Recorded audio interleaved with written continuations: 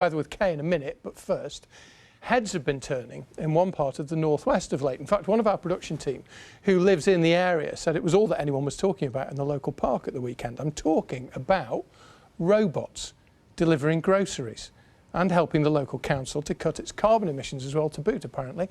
So would the robots be rolled out further afield, I wonder? Well, if you live in Sale and Timperley in Greater Manchester, you'll know exactly what I'm talking about, as Davinia Ramos reports.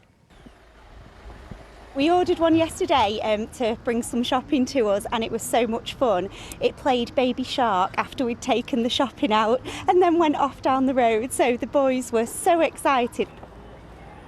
Forgotten the milk? Need some eggs? Well, if you live in Sale, you could always use a friendly robot. I think what's really good about this is the battery-powered robots. So if you think of the journeys that people make short distances with carbon emissions, it completely gets rid of all of that. Now, I've seen one go off and do its thing. In fact, one's coming back just as I'm speaking to you. How do they know where to go and not to go on the road when there's a car coming? Yeah, so when the customer places the order, they know the location of where they're going to go. And previously, before they've gone live, they've been around mapping the area, getting to know, where they can and can't go. So, how do these robots work? Well, you download the Starships app.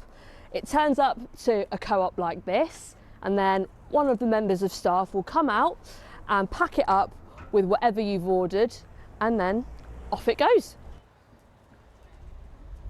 The robots travel at just 4 miles an hour, and they even know when a car's coming. Actually, I've got to do the app and get it on my phone because all my neighbours are using it, they're loving it.